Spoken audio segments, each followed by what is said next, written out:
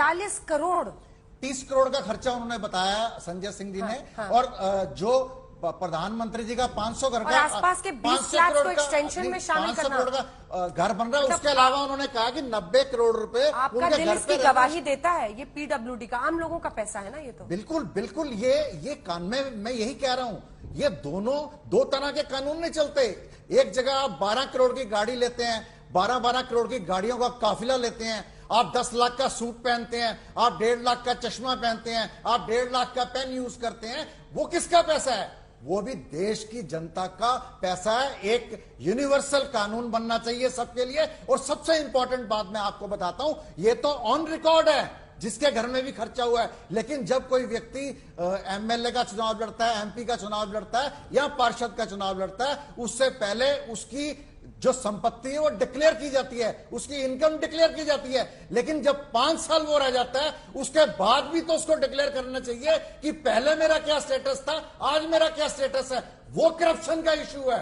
आप जो बेसिक मुद्दों से भटकाने का काम करते हैं। आप देखिए ना, पुलवामा के अंदर इतने सैनिकों के साथ हुआ, जो आपके गवर्नर जो 4 जगह गवर्नर रहे हैं, आप उनको 5 एयरक्राफ्ट नहीं दे पाए। आप अपने लिए 500 करोड़ का घर बना रहे हैं, 90 करोड़ रेनोवेशन पे लगा रहे हैं। आप अडानी के ऊपर बात करिए, आप जेपीसी नहीं बनाते। आप कोरोना काल के अंदर ये गाड़ियां आती हैं, कोरोना काल के अंदर घर बनता है, कोरोना काल के अंदर कृषि बिल लाते हैं, कोरोना काल के अंदर गुजरात के जो बंगाल के चुनाव में आप जाके कोरोना फैलाने का काम करते हैं।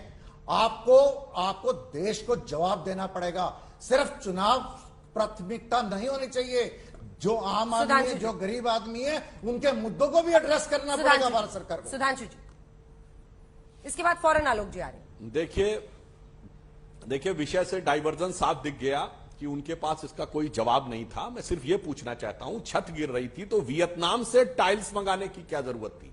हैंड वुवेन जो वो है कालीन, उसकी क्या आवश्यकता थी? 1 करोड़ रुपए के पर्दों की आवश्यकता, वो पर्दे छत को बचाने के लिए थे। मतलब 1 करोड़ के पर्दों में छत नहीं गिरेगी। और वियतनाम से टाइल्स इसलिए लाए गए कि छत गिरेगी तो उसके ऊपर प्रभाव नहीं पड़ेगा। मान्यवर, मैं पुनः कहूंगा, परमिंदर जी, थोड़ी सी कॉमन सेंस से बात करनी चाहिए। आप प्रधानमंत्री जी की गाड़ी की बात करते हैं, वो गाड़ी क्यों होती है आपको पता है? सिर्फ वो बुलेट प्रूफ नहीं होती है, वो उस ढंग की गाड़ियां होती है कि अगर वहां पर बम विस्फोट भी हो जाए तो वो उसके अंदर बचे रह सके। बाहर कितना टेम्परेचर हो, आपने कभी सिक्योरिटी डील के बारे में पढ़ा ही नहीं। यही है, ये बिल्कुल सबसे पढ़े लिखे होने का दावा करने वाले ये लोग। अंजना जी ये वो हैं, आईआईटी के पास आउट ग्रेजुएट हैं, जिन्होंने कोरोना काल के समय ये कहा था कि अगर वैक्सीन बनाने का फार्मूला सभी कंपनियों को दे दिया जाए तो फटाफट वैक्सीन मिल जाएगी। इतना बेवकूफाना बयान तो बेपढ़े लिखा कोई व्यक्ति नहीं देगा कि वैक्सीन का फार्मूला कोई चूरन का फार्मूला नहीं है कि कोई भी बना लिया जाए। और यह बात मैं इसलिए जिम्मेदारी से कह रहा हूं कि पैरासीटामोल जैसी बेसिक मेडिसिन अमेरिका ने हमसे आयात की थी, वो अपने यहां किसी कंपनी से बना सकता था। फार्मास्यूटिकल के लिए जो कंपनी के एक अलग व्यवस्था होती है, रॉ मटेरियल बनाने की एक प्रक्रिया होती है, उसका एक लाइसेंस होता है, सब नहीं बना सकते।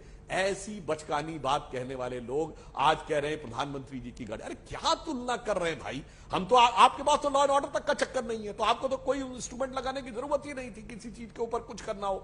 इसलिए हम सिर्फ कह रहे हैं, आप ये बता दीजिए, अच्छा वो अन्ना वाले केजरीवाल जी सही थे? कितना बदलेंगे? पहली बात, राजनीति में नहीं आऊंगा। दूसरा, सारी संसद चोर है। शपथ खाता हूं बच्चों की कसम की, कभी कांग्रेस से समर्थन नहीं लूंगा। वो मुझे चाहिए जन लोकपाल, वो गायब हो गया। वो वैगनार गाड़ी भी गायब हो गई, मफलर भी गायब हो गया जनाब। उसके साथ साथ आपका जो ऊपर चढ़ा हुआ मुखौटा था वो भी गायब हो गया।